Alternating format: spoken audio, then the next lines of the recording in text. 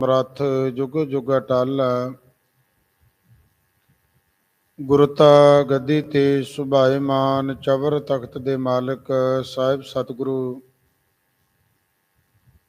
ਗੁਰੂ ਗ੍ਰੰਥ ਸਾਹਿਬ ਜੀ ਮਹਾਰਾਜ, ਜਿਨ੍ਹਾਂ ਸਤਿਗੁਰਾਂ ਨੇ ਮਹਾਨ ਕਿਰਪਾ ਰਹਿਮਤ ਬਖਸ਼ਿਸ਼ ਕੀਤੀ, ਜੋ ਸਤਿਗੁਰੂ ਪਾਤਸ਼ਾਹ ਮਹਾਰਾਜ ਅੰਮ੍ਰਿਤ ਵੇਲੇ ਤੋਂ ਪ੍ਰਕਾਸ਼ਵਾਨ ਹੋਏ, ਸਰਬੱਤ ਸੰਗਤ ਨੂੰ ਖੁੱਲੇ ਦਰਸ਼ ਦੀਦਾਰ, ਸਤਿਗੁਰਾਂ ਦੇ ਪਾਵਨ ਦਰਬਾਰ ਅੰਦਰ ਅੰਮ੍ਰਿਤ ਵੇਲੇ ਦੇ ਸੁੰਦਰ ਦੀਵਾਨ ਸਜੇ ਹੋਏ ਦੀਵਾਨਾਂ ਅੰਦਰ ਗੁਰਬਾਣੀ ਦੇ ਜਾਪ, ਇਲਾਹੀ ਬਾਣੀ ਦੇ ਕੀਰਤਨ, ਆਪ ਗੁਰਮੁਖ ਰਸਨਾ ਤੋਂ ਸਰਵਣ ਕੀਤੇ, ਜੋ ਸਤਿਗੁਰੂ ਪਾਤਸ਼ਾਹ ਜੀ ਨੇ ਅੰਮ੍ਰਿਤ ਵੇਲੇ ਮੁਖ ਵਾਗ ਦੀ ਦਾਤ ਬਖਸ਼ੀ ਹੈ। ਧੰਨ ਗੁਰੂ ਅਰਜਨ ਦੇਵ ਸੱਚੇ ਪਾਤਸ਼ਾਹ, ਸ਼ਹੀਦਾਂ ਦੇ ਸਰਤਾਜ, ਧਰਤੀ ਨੂੰ ਧੀਰਜ ਦੇਣ ਵਾਲੇ ਸਤਿਗੁਰੂ ਜੀ ਅੱਜ ਦੇ ਪਾਵਨ ਸ਼ਬਦ ਦੇ ਅੰਦਰ ਮਹਾਨ ਬਖਸ਼ਿਸ਼ਾਂ ਕਰ ਰਹੇ ਹਨ। ਜਿੱਥੇ ਮਹਾਰਾਜ ਨੇ ਸਾਨੂੰ ਭਲਾ ਉਪਦੇਸ਼ ਬਖਸ਼ਿਆ ਹੈ ਕਿ ਜੀਵਾਂ ਦੇ ਉੱਪਰ ਦਇਆ ਕਰਨੀ ਹੈ। ਦਇਆ ਨੂੰ ਸੰਬੋਧਨ ਹੋਏ ਬਚਨ ਮੇਰੇ ਪਾਤਸ਼ਾਹ ਦੇ ਹੈ। ਗੁਰੂ ਨਾਨਕ ਸਾਹਿਬ ਸੱਚੇ ਪਾਤਸ਼ਾਹ ਜੀ ਦੇ ਬਚਨ ਹੈ, ਧੌਲ ਧਰਮ ਦਇਆ ਕਾ ਪੂਤ।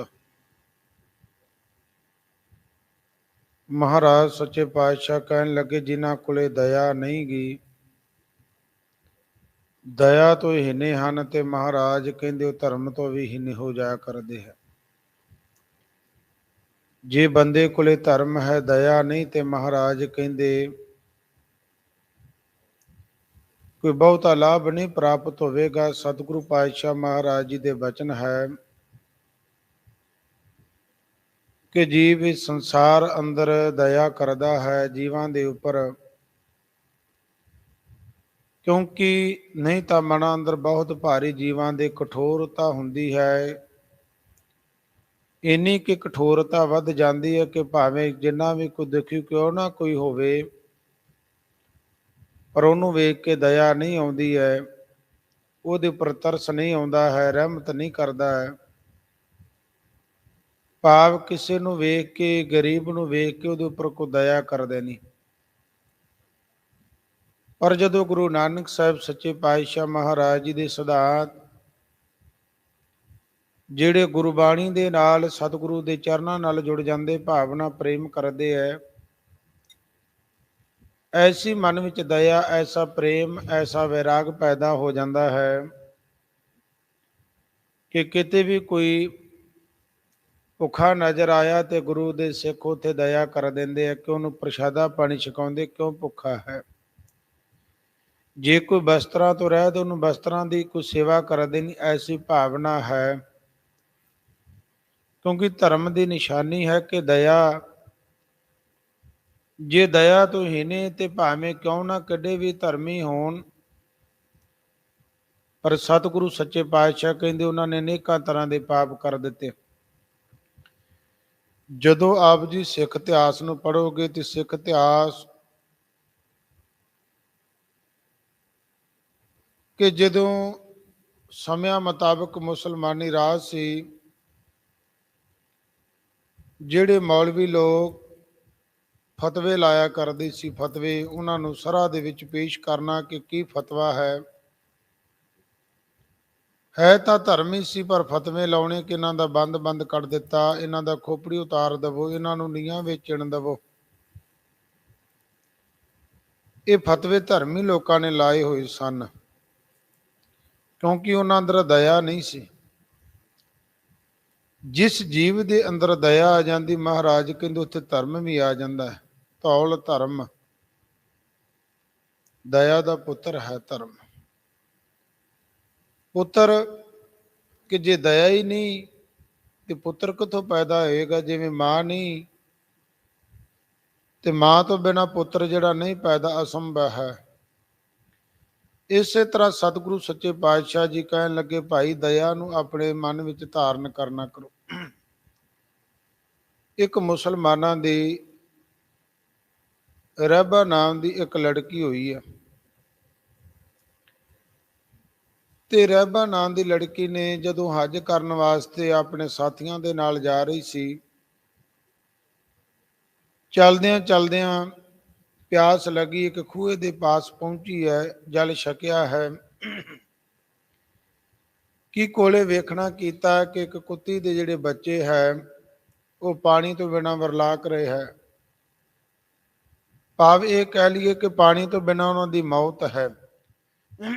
ਇਹਦੇ ਮਨ ਵਿੱਚ ਦਇਆ ਆਈ ਕਿ ਜੇ ਇਹਨਾਂ ਨੂੰ ਪਾਣੀ ਨਾ ਮਿਲਿਆ, ਇਹਨਾਂ ਦੀ ਮੌਤ ਹੋ ਜਾਵੇਗੀ, ਇਹ ਮਰ ਜਾਣਗੇ। ਜੋ ਵੀ ਇਹਦੇ ਕੋਲ ਸੀ ਇਹਨੇ ਖੂਹੇ ਦੇ ਵਿੱਚ ਲਟਕਾਇਆ। ਲਟਕਾਉਣ ਤੋਂ ਬਾਅਦ ਕਹਿੰਦੇ ਉਹ ਕੱਪੜੇ ਜਿਹੜੇ ਸਨ ਉਹ ਥੋੜੇ ਪੈ ਗਏ, ਫਿਰ ਇਹਨੇ ਆਪਣੇ ਕੇਸਾਂ ਨੂੰ ਪੁੱਟਿਆ।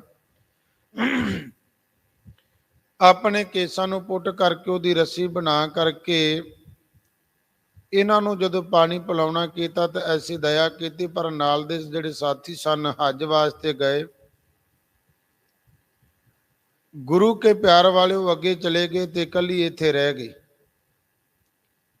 ਸਿਰ ਦੇ ਵਿੱਚੋਂ ਖੂਨ ਵੀ ਵਹਿੰਦਾ ਹੈ, ਕਿਉਂਕਿ ਜਦੋਂ ਕੇਸਾਂ ਨੂੰ ਪਟਿਆ ਗਿਆ ਕਿ ਸਿਰ ਦੇ ਵਿੱਚੋਂ। ਇਤਿਹਾਸ ਵਿੱਚ ਲਿਖਣਾ ਆਉਂਦਾ ਹੈ ਮੁਸਲਮਾਨਾਂ ਦੇ ਧਰਮ ਦੇ ਅੰਦਰ ਕਿ ਮੱਕਾ ਇਸ ਰਹਿਬਾ ਨੂੰ ਦਰਸ਼ਨ ਦੇਣ ਵਾਸਤੇ ਆਪ ਕੋਲ ਗਿਆ ਹੈ ਚੱਲ ਕਰਕੇ।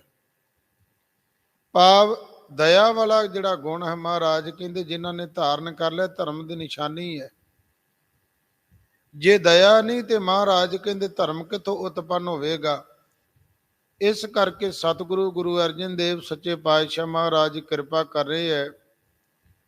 ਆਓ ਮਨ ਬਿਰਤੀਆਂ ਨੂੰ ਕਾਗਰ ਚਿੱਤ ਕਰਕੇ ਸਤਿਗੁਰਾਂ ਦੇ ਪਾਵਨ ਸ਼ਬਦ ਦੀ ਵਿਚਾਰ ਸਰਵਨ ਕਰਨਾ ਕਰੀਏ ਜੀ। ਸਤਨਾਮ। ਧੰਨ ਵਾਹਿਗੁਰੂ ਸਾਹਿਬ ਜੀ। ਸ਼ਲੋਕ।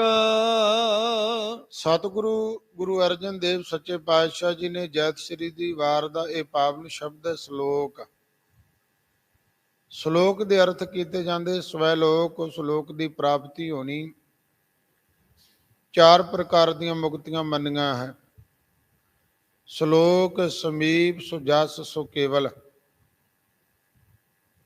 ਕਿ ਜਿਹਦਾ ਸਿਮਰਨ ਕਰਨਾ, ਜਿਸ ਨੂੰ ਯਾਦ ਕਰਨਾ, ਉਸ ਲੋਕ ਦੀ ਪ੍ਰਾਪਤੀ, ਪਰਮੇਸ਼ਰ ਦਾ ਜਸ ਕਰਨਾ, ਇਹ ਇੱਕ ਮੁਕਤੀ ਹੈ। ਜਿਵੇਂ ਆਪ ਗੁਰੂ ਗ੍ਰੰਥ ਸਾਹਿਬ ਮਹਾਰਾਜ ਜੀ ਦੇ ਚਰਨਾਂ ਦੇ ਗੁਰੂ ਦੀ ਹਜ਼ੂਰੀ ਵਿੱਚ ਜੁੜ ਬੈਠੇ ਹੋ ਵੀ ਇੱਕ ਮੁਕਤੀ ਹੈ। ਤੇ ਮਹਾਰਾਜ ਕਹਿਣ ਲੱਗੇ ਚੌਥੀ ਹੈ ਸ਼ਲੋਕ ਸਮੀਪ ਸੋ ਜਸ ਸੋ ਕੇਵਲ। ਕੇਵਲ ਤੇ ਕੇਵਲ ਇੱਕ ਵਾਹਿਗੁਰੂ ਪਰਮੇਸ਼ਰ ਦੀ ਯਾਦ ਵਿੱਚ ਜੁੜ ਜਾਣਾ, ਜਿੱਥੇ ਨਾਨਕ ਕੇ ਘਰ ਕੇਵਲ ਨਾਮ। ਕੇਵਲ ਤੇ ਕੇਵਲ ਜੀਵ ਉਸ ਬਾਣੀ ਦਾ ਆਧਾਰ ਆਸਰਾ ਜੀਵਨ ਆਪਣੇ ਨੂੰ ਬਣਾ ਲਿਆ। ਬਸ ਮੁੱਖ ਦੇ ਵਿੱਚ ਵਾਹਿਗੁਰੂ ਵਾਹਿਗੁਰੂ ਵਾਹਿਗੁਰੂ। ਮਹਾਰਾਜ ਕਹਿੰਦੇ ਇਹ ਚੌਥੀ ਹੈ, ਜਿੱਥੇ ਵਾਹਿਗੁਰੂ ਪਰਮੇਸ਼ਰ ਦੀ ਯਾਦ ਵਿੱਚ ਜੀਵ ਜੁੜਿਆ ਰਹਿੰਦਾ ਹੈ। ਇਸ ਤਰ੍ਹਾਂ ਗੁਰੂ ਪਾਤਸ਼ਾਹ ਮਹਾਰਾਜ ਨੇ ਸ਼ਲੋਕ ਦੇ ਅੰਦਰ ਇਹ ਪਾਵਨ ਸ਼ਬਦ ਦੀ ਬਖਸ਼ਿਸ਼ ਕੀਤੀ ਹੈ। ਦਇਆ ਕਰਨੰ ਦੁਖ ਹਰਣੰ। ਸਤਿਗੁਰੂ ਪਾਤਸ਼ਾਹ ਕਹਿਣ ਲੱਗੇ ਕਿ ਦਇਆ ਕਰਨੀ। ਦੂਸਰਾ ਹੁੰਦਾ ਦੁੱਖ ਹਰਣੰ, ਦੁੱਖਾਂ ਦਾ ਨਾਸ਼ ਕਰਨਾ। ਜਿਹੜੇ ਸਮਰੱਥ ਸਤਿਗੁਰੂ ਸੱਚੇ ਪਾਤਸ਼ਾਹ ਜੀ ਹਨ, ਉਹ ਜੀਵਾਂ ਦੇ ਉੱਪਰ ਦਇਆ ਵੀ ਕਰਦੇ ਤੇ ਜੀਵਾਂ ਦੇ ਦੁੱਖਾਂ ਨੂੰ ਨਾਸ਼ ਕਰਦੇ ਹਨ। ਉਚਰਣੰ ਨਾਮ ਕੀ। ਤੇ ਪਾਤਸ਼ਾਹ ਕਹਿੰਦੇ ਇਹ ਪ੍ਰਾਪਤੀ ਕਦੋਂ ਹੁੰਦੀ ਹੈ ਜੀਵ ਨੂੰ? ਜਦੋਂ ਉਚਰਨ ਨਾਮ ਕੀਰਤਨ ਹੈ। ਜਦੋਂ ਇਹ ਜੀਵ ਵਾਹਿਗੁਰੂ ਪਰਮੇਸ਼ਰ ਦੀ ਕੀਰਤੀ ਕਰਦਾ ਹੈ, ਵਾਹਿਗੁਰੂ ਪਰਮੇਸ਼ਰ ਦਾ ਸਿਮਰਨ ਕਰਦਾ ਹੈ, ਉਸ ਮਾਲਕ ਦੇ ਨਾਮ ਨੂੰ ਸਿਮਰਨਾ ਕਰਦਾ। ਤੇ ਮਹਾਰਾਜ ਕਹਿੰਦੇ ਪਰਮੇਸ਼ਰ ਦੇ ਨਾਮ ਨੂੰ ਸਿਮਰਦਿਆਂ ਸਿਮਰਦਿਆਂ ਐਸੀ ਵਾਹਿਗੁਰੂ ਪਰਮੇਸ਼ਰ ਦੀ ਕਿਰਪਾ ਬਖਸ਼ਿਸ਼ ਹੋ ਜਾਂਦੀ, ਜੀਵ ਅੰਦਰ ਦਇਆ। ਤੇ ਨਾਲ ਹੀ ਮਹਾਰਾਜ ਕਹਿੰਦੇ ਜਿਹੜੇ ਦੁੱਖ ਹੈ ਉਹਨਾਂ ਦਾ ਵੀ ਨਾਸ ਹੋ ਜਾਇਆ ਕਰਦਾ ਹੈ। ਗੁਰੂ ਪਾਤਸ਼ਾਹ ਜੀ ਦੇ ਪਾਵਨ ਬਚਨ ਹੈ, ਕਰ ਇਸ਼ਨਾਨ ਸਿਮਰ ਪ੍ਰਭ ਆਪਣਾ, ਮਨ ਤਨ ਭਏ ਅਰੋਗਾ। ਗੁਰੂ ਕਾ ਸਿੱਖਾ ਵਾਹਿਗੁਰੂ ਪਰਮੇਸ਼ਰ ਨੂੰ ਸਿਮਰ ਕਰਕੇ ਇਸ਼ਨਾਨ ਪਾਨ ਅੰਮ੍ਰਿਤ ਵੇਲੇ ਉੱਠ ਕਰਕੇ,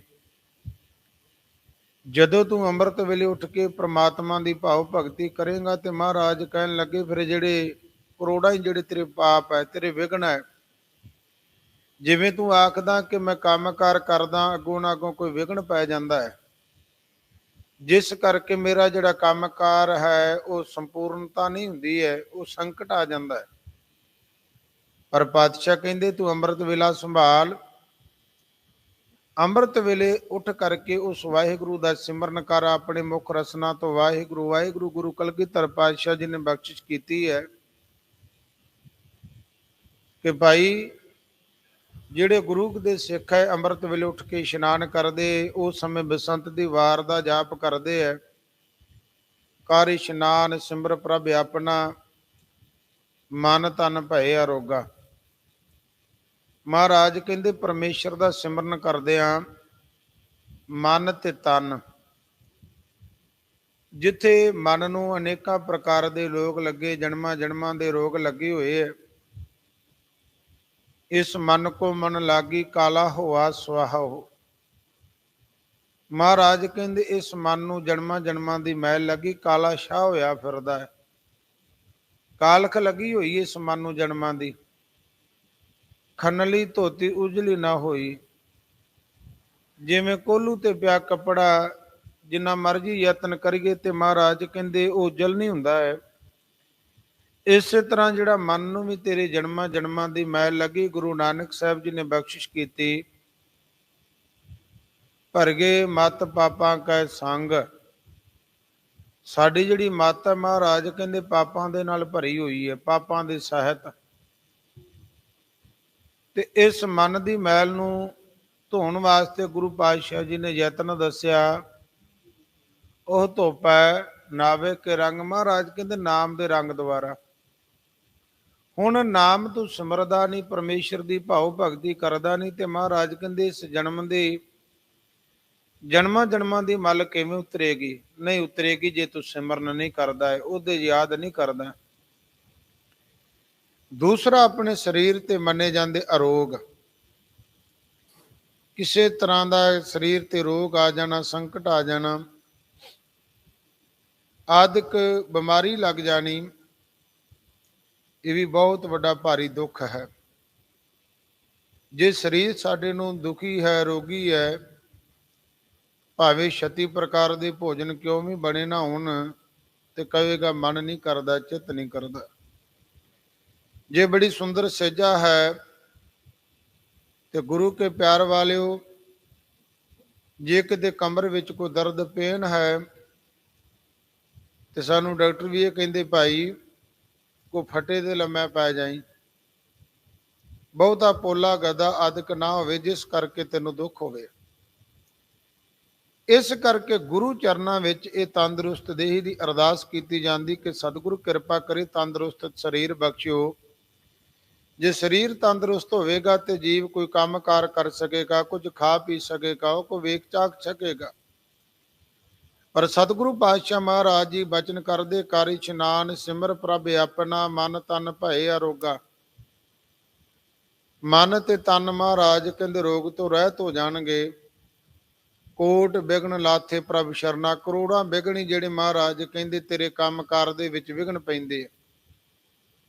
ਸਾਡੇ ਜੀਵਾਂ ਦਾ ਸੁਭਾਅ ਹੈ ਕਿ ਪਤਾ ਨਹੀਂ ਦੂਜੇ ਨੇ ਸਾਡੇ ਕੰਮਕਾਰ ਵਿੱਚ ਵਿਘਨ ਪਾਤਾ, ਕਿਸੇ ਨੇ ਕਰਨ ਕਰਾਉਣ ਕਰ ਦਿੱਤਾ।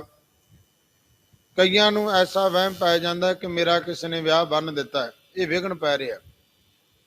ਆਮ ਮਾਈਆਂ ਭਰਮ ਭੁਲੇਖੇ ਵਿੱਚ ਪੈ ਕੇ ਥਾਵਾਂ ਥਾਵਾਂ ਤੇ ਭੜਕ ਜਾਂਦੀਆਂ ਹੈ ਕਿ ਮੇਰੇ ਪੁੱਤਰ ਮੇਰੇ ਧੀ ਦਾ ਕਾਰਜ ਹੁੰਦਾ ਹੈ, ਪਰ ਵਧਿਆ ਹੈ ਕਿਸੇ ਨੇ ਰੁਕ ਗਿਆ ਹੈ, ਤੇ ਉਹ ਆਪਣਾ ਕੋਈ ਯਤਨ ਦੱਸ ਦਿੰਦੇ ਆ। ਪਰ ਨਹੀਂ, ਸਤਿਗੁਰੂ ਪਾਤਸ਼ਾਹ ਕਹਿੰਦੇ ਭਲਿਆ ਪੁਰਖਾ ਤੂੰ ਸਿਮਰਨ ਕਰਿਆ ਕਰ, ਬਾਣੀ ਪੜਿਆ ਕਰ, ਉਸ ਵਾਹਿਗੁਰੂ ਪਰਮੇਸ਼ਰ ਦੀ ਸੇਵਾ ਕਰ। ਜਿਹੜੇ ਤੇਰੇ ਵਿਘਨ ਦੁੱਖ ਹੈ ਮਹਾਰਾਜ ਕਹਿੰਦੇ ਉਹਨਾਂ ਦੁੱਖਾਂ ਦਾ ਨਾਸ ਹੋ ਜਾਏਗਾ, ਬਸ ਇੱਕ ਵਾਹਿਗੁਰੂ ਪਰਮੇਸ਼ਰ ਦਾ ਸਿਮਰਨ ਦੁਆਰਾ। ਕੋਟ ਵਿਘਨ ਲਾਥੇ ਪ੍ਰਭ ਸ਼ਰਨਾ, ਪ੍ਰਗਟੇ ਭਲੇ ਸੰਜੋਗਾ। ਇਹ ਸਤਿਗੁਰੂ ਸੱਚੇ ਪਾਤਸ਼ਾਹ ਮਹਾਰਾਜ ਜੀ ਕਿਰਪਾ ਕਰ ਰਹੇ ਆ। ਕੀ ਕਿਰਪਾ ਕੀਤੀ? ਦਇਆ ਕਰਨ, ਦੁੱਖ ਹਰਨ। ਉਹ ਵਾਹਿਗੁਰੂ ਪਰਮੇਸ਼ਰ ਜੀਵਾਂ ਉੱਪਰ ਦਇਆ ਕਰਦਾ, ਦੁੱਖਾਂ ਨੂੰ ਨਾਸ਼ ਕਰਦਾ। ਉਚਰਨ ਨਾਮ ਕੀਰਤਨ, ਜਿਹੜੇ ਵਾਹਿਗੁਰੂ ਪਰਮੇਸ਼ਰ ਦਾ ਨਾਮ ਸਿਮਰਦੇ ਹੈ, ਉਸ ਵਾਹਿਗੁਰੂ ਨੂੰ ਚੇਤੇ ਕਰਦੇ, ਮੁਖ ਤੋਂ ਵਾਹਿਗੁਰੂ ਵਾਹਿਗੁਰੂ ਕਰਦੇ ਹਨ। ਦਇਆਲ ਪੁਰਖ ਭਗਵਾਨ ਤੇ ਹੈ। ਸਤਿਗੁਰੂ ਪਾਤਸ਼ਾਹ ਜੀ ਨੇ ਇੱਥੇ ਦਇਆਲ ਪੁਰਖ, ਹੁਣ ਦਇਆ ਦੀ ਗੱਲ ਆਈ ਹੈ, ਦਇਆਲ ਪੁਰਖ। ਹੁਣ ਪਿੱਛੇ ਆਪਾਂ ਦਇਆ ਸ਼ਬਦ ਪੜਿਆ, ਇੱਥੇ ਦਇਆਲਤਾ ਆਈ ਹੈ। ਦਇਆਲਤਾ ਕਰਨੀ ਜੀਵ ਦੇ ਉੱਪਰ, ਜਿਹੜੇ ਸਤਿਗੁਰੂ ਦੀ ਸ਼ਰਨ ਦੇ ਵਿੱਚ ਆ ਕੇ ਗੁਰੂ ਪਾਤਸ਼ਾਹ ਕੋਲੇ ਅਰਜ਼ੋਈਆਂ ਕਰਦੇ, ਮਹਾਰਾਜ ਕਿਰਪਾ ਕਰੋ, ਰਹਿਮਤ ਕਰੋ, ਆਪਣੇ ਚਰਨਾਂ ਵਿੱਚ ਪ੍ਰੀਤੀ ਬਖਸ਼ੋ, ਨਾਮ ਦੀ ਦਾਤ ਬਖਸ਼ੋ, ਤੇ ਮਹਾਰਾਜ ਉਹਦੇ ਉੱਪਰ ਜੀਵਾਂ ਉੱਪਰ ਦਇਆ ਕਰ ਦਿੰਦੇ, ਭਾਵ ਦਿਆਲਤਾ ਕਰ ਦਿੰਦੇ। ਹੁਣ ਗੁਰੂ ਸਤਿਗੁਰੂ ਜੀ ਜੀ ਦੇ ਉੱਪਰ ਦਿਆਲ ਹੋ ਜਾਣ, ਟੁੱਟ ਜਾਣ, ਗੁਰੂ ਪਾਤਸ਼ਾਹ ਪ੍ਰਸੰਨ ਹੋ ਜਾਣ, ਜੀਵ ਦਾ ਜੰਮਣ ਮਰਨ ਦਾ ਸੰਕਟ, ਜੀਵ ਦਾ ਆਉਣ ਦਾ ਗੇੜਾ ਜਿਹੜਾ ਮਹਾਰਾਜ ਜੀ ਕੱਢ ਦਿੰਦੇ। ਦਇਆਲ ਪੁਰਖ ਮਹਾਰਾਜ ਕਹਿੰਦੇ ਉਹ ਜਿਹੜਾ ਪੁਰੀਆਂ ਤੋਂ ਰੱਖਿਆ ਕਰਨ ਵਾਲਾ ਹੱਥ ਦੇ ਕੇ ਪੁਰਖ ਸਰੂਪ ਵਾਹਿਗੁਰੂ ਪਰਮੇਸ਼ਰ ਏਕਾ ਪੁਰਖ ਸਬਾਈ ਨਾਰ ਭਗਵਾਨੇ, ਉਹ ਭਗਵਾਨ, ਉਹ ਪਰਮੇਸ਼ਰ। ਨਾਨਕ ਲਿਪਤ ਨਾ ਮਾਇਆ। ਤੇ ਨਾਲ ਹੀ ਸਤਿਗੁਰੂ ਪਾਤਸ਼ਾਹ ਕਹਿਣ ਲੱਗੇ ਫਿਰ ਉਹ ਜੀਵ ਮਾਇਆ ਵਿੱਚ ਲੁਪਾਏਮਾਨ ਨਹੀਂ ਹੁੰਦਾ ਹੈ। ਉਹਨਾਂ ਜੀਵਾਂ ਨੂੰ ਮਾਇਆ ਪਹੁੰਚਦੀ ਨਹੀਂ ਗੀ। ਕਿਹਨਾਂ ਨੂੰ? ਜਿਨ੍ਹਾਂ ਉੱਪਰ ਪਰਮੇਸ਼ਰ ਦਇਆਲ ਹੋ ਜਾਵੇ। ਸਤਿਗੁਰੂ ਪਾਤਸ਼ਾਹ ਕਹਿੰਦੇ ਨਹੀਂ ਤੇ ਮਾਇਆ ਦੇ ਕੋਲੋਂ ਜੀਵ ਨੂੰ ਬਚਣਾ ਬੜਾ ਔਖਾ ਹੈ, ਬੜਾ ਕਠਿਨ ਹੈ। ਜਿਹੜੀ ਮਾਇਆ ਛਲ, ਇਹ ਜਿਹੜੀ ਜੀਵਾਂ ਨੂੰ ਛਲ ਲੈਂਦੀ ਹੈ, ਆਪਣੇ ਵਸ ਵਿੱਚ ਕਰ ਲੈਂਦੀ ਹੈ। ਸਤਿਗੁਰਾਂ ਦੇ ਪਾਵਨ ਬਚਨ ਹੈ, ਮਾਇਆ ਮਮਤਾ ਮੋਹਣੀ ਜਿਨ ਵਿਣ ਦੰਤਾ ਜਗ ਖਾਇਆ। ਇਹ ਐਸੀ ਮਾਇਆ ਜੀਵਾਂ ਨੂੰ ਮੋਹਦੀ ਹੈ, ਜਿਹਨੇ ਮਹਾਰਾਜ ਕਹਿੰਦੇ ਅੰਤਰੀਵ ਦੰਦਾਂ ਦੇ ਨਾਲ ਜੀਵਾਂ ਨੂੰ ਖਾ ਗਈ ਹੈ। ਮਾਇਆ ਦੀ ਐਸੀ ਪਕੜ ਹੈ, ਮਾਇਆ ਮਨੋ ਨਾ ਵਿਸਰੇ, ਮੰਗੇ ਦਮਾ ਦਮ, ਸੋ ਪ੍ਰਭ ਚਿਤ ਨਾ ਆਵਈ। ਪਰ ਦਮ ਦਮ ਸਵਾਸ ਸਵਾਸ ਹਰ ਬੰਦੇ ਨੂੰ ਚੇਤਾ ਹੈ ਕਿ ਮਾਇਆ ਕਿੱਥੋਂ ਇਕੱਠੀ ਹੋਈ। ਮਾਇਆ ਦਾ ਰੁਜ਼ਗਾਰ, ਮਾਇਆ ਵਾਸਤੇ ਭੱਜ ਦੌੜ ਲੱਗੀ ਹੋਈ ਹੈ। ਤੇ ਮਹਾਰਾਜ ਕਹਿੰਦੇ ਵਾਹਿਗੁਰੂ ਪਰਮੇਸ਼ਰ ਨੇ ਚੇਤੇ ਨਹੀਂ ਕੀਤਾ, ਉਹਨੂੰ ਯਾਦ ਨਹੀਂ ਕੀਤਾ, ਬਸ ਮਾਇਆ ਦੀ ਭੱਜ ਦੌੜ ਵਿੱਚ ਲੱਗਾ ਹੋਇਆ ਹੈ। ਅੰਤਰੀਵ ਦੰਦਾਂ ਦੇ ਨਾਲ ਇਹ ਜੀਵ ਮਾਇਆ ਜਿਹੜੀ ਹੈ ਖਾ ਰਹੀ ਹੈ, ਕਿਉਂਕਿ ਜਿਵੇਂ ਕੋਈ ਪਦਾਰਥ ਆਪਾਂ ਦੰਦਾਂ ਦੇ ਨਾਲ ਛਕਦੇ ਹਾਂ, ਪਰ ਮਾਇਆ ਦੇ ਅੰਤਰੀਵ ਦੰਦ ਹੈ, ਜਿਹਦੇ ਕੋਲ ਬਚਣਾ ਬੜਾ ਔਖਾ ਤੇ ਬੜਾ ਕਠਿਨ ਹੈ। ਪਰ ਜਿਨ੍ਹਾਂ ਉੱਪਰ ਸਤਿਗੁਰੂ ਦੀ ਦਇਆ, ਗੁਰੂ ਰਹਿਮਤ ਕਰ ਦਵੇ, ਗੁਰੂ ਦਿਆਲਤਾ ਹੋ ਜਾਏ, ਤੇ ਸਤਿਗੁਰੂ ਸੱਚੇ ਪਾਤਸ਼ਾਹ ਜੀ ਦੇ ਬਚਨ, ਰੱਬ ਦੇ ਪਿਆਰਿਆਂ ਦੇ ਬਚਨ ਆਉਂਦੇ ਹੈ। ਨਾਕੋਂ ਕਾਟੀ ਕਾਨੋਂ ਕਾਟੀ, ਕਾਟ ਕੂਟ ਕੇ ਡਾਰੀ, ਕਹਿ ਕਬੀਰ ਸੰਤਨ ਕੀ ਬਾਰਨ, ਤੀਨ ਲੋਕ ਕੀ ਪਿਆਰੀ। ਇਹਨੇ ਤਿੰਨਾਂ ਲੋਕਾਂ ਨੂੰ ਰਜੋ ਗੁਣ, ਤਮੋ ਗੁਣ, ਸਤੋ ਗੁਣ, ਇਹਨਾਂ ਗੁਣਾਂ ਦੇ ਅੰਦਰ ਗੁਰੂ ਕੇ ਪਿਆਰ ਵਾਲੇ ਇਹਨਾਂ ਤਿੰਨਾਂ ਨੂੰ ਨਹੀਂ ਬਖਸ਼ਣਾ ਕੀਤਾ, ਇਹਨਾਂ ਨੂੰ ਆਪਣੇ ਵਸ ਵਿੱਚ ਕਰ ਲਿਆ। ਕਿਉਂਕਿ ਮਾਇਆ ਤੋਂ ਬਚਣਾ ਬੜਾ ਕਠਿਨ, ਬੜਾ ਔਖਾ ਹੈ। ਜਿਵੇਂ ਕੋਈ ਰੱਬ ਦਾ ਪਿਆਰਾ ਉਹੀ ਨਿਰਲੇਪ ਰਹਿ ਸਕਦਾ ਜਿਹਦੇ ਉੱਪਰ ਸਤਿਗੁਰੂ ਦੀ ਦਇਆ ਹੋਏ। ਜੈਸੇ ਜਲ ਮੈਂ ਕਾਮਲ ਨਰਾਲਮ ਮੁਰਗਾਈ ਨਹਿ ਸਾਨੇ, ਉਹ ਰੱਬ ਦਾ ਪਿਆਰਾ ਹੈ ਜਿਵੇਂ ਪਾਣੀ ਦੇ ਵਿੱਚ ਮੁਰਗਾਈ ਰਹਿੰਦੀ ਨਿਰਲੇਪ ਹੈ। ਜਿਵੇਂ ਕਮਲ ਦਾ ਫੁੱਲ ਪਾਣੀ ਵਿੱਚ ਹੈ ਪਰ ਹੁੰਦਾ ਨਿਰਲੇਪ ਹੈ, ਉਹਨੂੰ ਪਾਣੀ ਛੂੰਹਦਾ ਨਹੀਂ। ਇਸੇ ਤਰ੍ਹਾਂ ਰੱਬ ਦੇ ਪਿਆਰੇ ਵੀ ਸੰਸਾਰ ਦੇ ਵਿੱਚ ਰਹਿੰਦਿਆਂ ਹੋਇਆਂ ਵੀ ਨਿਰਲੇਪ ਰਹਿੰਦੇ ਆ। ਉਹਨੂੰ ਮਾਇਆ ਨੂੰ ਗੁਜਰਾਨ ਮੰਨਦੇ ਆ, ਪਰ ਜੀਵ ਉਹਨੂੰ ਆਪਣੇ ਵਸ ਵਿੱਚ ਉਹਨੂੰ ਇਕੱਠਿਆ ਕਰਕੇ ਰੱਖਦਾ ਕਿ ਪਤਾ ਨਹੀਂ ਮੇਰਾ ਸੰਗ, ਮੇਰਾ ਸਾਥ। ਪਰ ਸਤਿਗੁਰੂ ਸੱਚੇ ਪਾਤਸ਼ਾਹ ਜੀ ਦੇ ਪਾਵਨ ਬਚਨ ਹੈ, ਪਤੀ ਮਰੇ ਤੋਂ ਨਾਰ ਨਾ ਰੋਵੇ, ਉਸ ਰਖਵਾਰਾ ਔਰੋ ਹੋਵੇ। ਜਿਵੇਂ ਪਤੀ ਚੜ੍ਹਾਈ ਕਰ ਜਾਵੇ ਤਾਂ ਉਹਦੀ ਇਸਤਰੀ ਨਾਰ ਹੋਵੇ, ਤੇ ਸੰਸਾਰ ਦੇ ਸਮਾਜ ਦੇ ਜੀਵ ਆਖਣਗੇ ਕਿ ਤੈਨੂੰ ਉਹਦੇ ਨਾਲ ਕੋਈ ਮੋਹ ਪਿਆਰ ਨਹੀਂ ਸੀ, ਤੇਰੀ ਉਹ ਰੱਖਿਆ ਕਰਦਾ ਰਿਹਾ, ਤੈਨੂੰ ਸੰਭਾਲਦਾ ਰਿਹਾ, ਹਰ ਥਾਂ ਤੇ ਤੇਰੀ ਲੋੜ ਪੂਰੀ ਕੀਤੀ, ਅੱਜ ਤੇਰਾ ਪਤੀ ਚੜ੍ਹਾਈ ਕਰੇਗਾ, ਤੂੰ ਰੋਈ ਕਿਉਂ ਨਹੀਂ। ਇਹੀ ਭਾਵ ਮਹਾਰਾਜ ਕਹਿੰਦੇ ਜੀਵ ਜਿਸ ਮਾਇਆ ਦੇ ਪਿੱਛੇ ਭੱਜ ਦੌੜ ਕੀਤੀ, ਬੜੀ ਸਾਂਭ ਸੰਭਾਲ ਕੀਤੀ, ਤਿਜੋਰੀਆਂ ਵਿੱਚ ਬੰਦ ਕਰਕੇ ਰੱਖੀ, ਠੱਗਾਂ ਚੋਰਾਂ ਧਾੜੀਆਂ ਤੋਂ ਬਚਾ ਕੇ ਰੱਖਣਾ ਕੀਤਾ। ਪਰ ਜਿੱਦਣ ਜੀਵ ਚੜ੍ਹਾਈ ਕੀਤਾ, ਕਿਤੇ ਮਾਇਆ ਰੋਈ ਹੈ।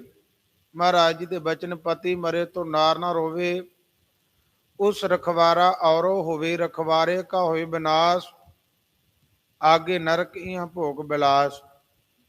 ਮਹਾਰਾਜ ਕਹਿੰਦੇ ਫਿਰ ਜੀਵ ਅੱਗੇ ਨਰਕਾਂ ਵਿੱਚ ਚਲਾ ਜਾਂਦਾ ਹੈ, ਕਿਉਂਕਿ ਮਾਇਆ ਦੀ ਭੱਜ ਦੌੜ ਵਿੱਚ ਪਦਾਰਥਾਂ ਦੀ ਲਗਨ ਕਰਕੇ ਵਾਹਿਗੁਰੂ ਪਰਮੇਸ਼ਰ ਨੂੰ ਭੁਲਾ ਬੈਠਾ, ਜਿਸ ਕਰਕੇ ਮਹਾਰਾਜ ਕਹਿੰਦੇ ਇਹ ਜੀਵ ਅੱਗੇ ਨਰਕਾਂ ਵਿੱਚ ਚਲਾ ਜਾਂਦਾ। ਨਰਕਾਂ ਵਿੱਚ ਜਿੱਥੇ ਬਹੁਤ ਭਾਰੀ ਇਹਨੂੰ ਦੁੱਖ ਸੰਤਾਪ ਝੱਲਣੇ ਪੈਂਦੇ, ਦੁੱਖਾਂ ਵਿੱਚ ਜਨਮਾਂ ਵਿੱਚ ਚਲਾ ਜਾਂਦਾ ਹੈ।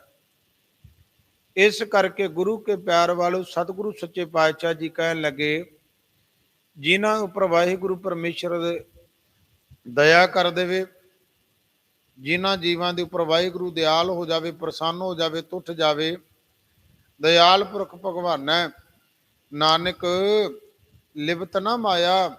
ਮਹਾਰਾਜ ਕਹਿੰਦੇ ਫਿਰ ਜਿਨ੍ਹਾਂ ਦੇ ਉੱਪਰ ਵਾਹਿਗੁਰੂ ਪ੍ਰਸੰਨ ਹੋਇਆ, ਉਹ ਜੀ ਮਾਇਆ ਵਿੱਚ ਲੁਪਾਈਮਾਨ ਨਹੀਂ ਹੁੰਦੇ, ਉਹਨਾਂ ਨੂੰ ਮਾਇਆ ਪਾਉਂਦੀ ਨਹੀਂ, ਉਹ ਮਾਇਆ ਦੀ ਦਲਦਲ ਦੇ ਵਿੱਚ ਨਹੀਂ ਫਸਦੇ, ਉਹਨਾਂ ਨੂੰ ਵਾਹਿਗੁਰੂ ਆਪਣਾ ਹੱਥ ਦੇ ਕੇ ਬਚਾ ਲੈਂਦੇ ਹਨ। ਪਾਹੇ ਬਲੰਦੜੀ ਬੁਝ ਗਈ। ਤੇ ਸਤਿਗੁਰੂ ਗੁਰੂ ਅਰਜਨ ਦੇਵ ਸਾਹਿਬ ਜੀ ਕਹਿਣ ਲੱਗੇ, ਭਾਏ ਬਲੰਦੜੀ, ਜਿਹੜੀ ਅੱਗ ਲੱਗੀ ਹੋਈ ਸੀ ਵਿਸ਼ੇ ਵਿਕਾਰਾਂ ਦੀ, ਕਾਮ ਕ੍ਰੋਧ ਲੋਭ ਮੋਹ ਹੰਕਾਰ ਆਸਾ ਈਰਖਾ ਬਖੀਲੀ ਤ੍ਰਿਸ਼ਨਾ, ਜਿੱਥੇ ਮਨ ਵਿੱਚ ਇੱਕ ਪਲ ਵੀ ਚੈਨ ਨਹੀਂ ਸੀ, ਸਕੂਨ ਨਹੀਂ ਸੀ, ਮਨ ਇੱਧਰ ਉੱਧਰ ਦੌੜ ਰਿਹਾ ਸੀ,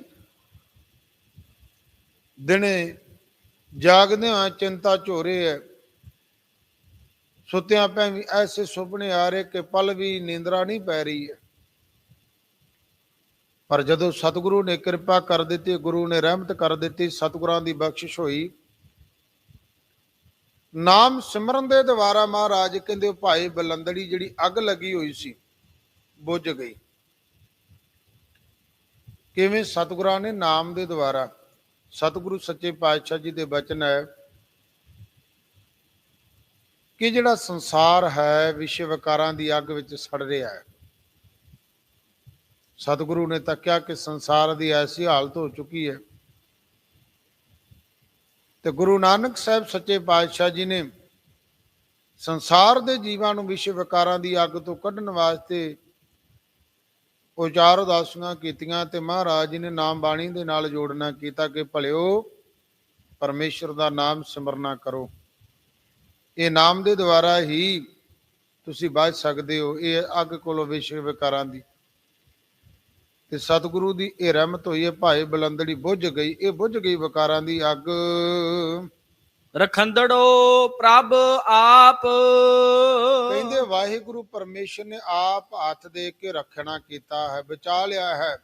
ਰੱਖਣ ਵਾਲਾ ਕੌਣ ਹੈ? ਵਾਹਿਗੁਰੂ ਪਰਮੇਸ਼ਰ। ਮਾਰੇ ਰਾਖੇ ਏਕੋ ਆਪ। ਮਾਰਨ ਵਾਲਾ ਵੀ ਤੇ ਰੱਖਿਆ ਕਰਨ ਵਾਲਾ ਕੌਣ ਹੈ? ਕਹਿੰਦੇ ਵਾਹਿਗੁਰੂ ਪਰਮੇਸ਼ਰ।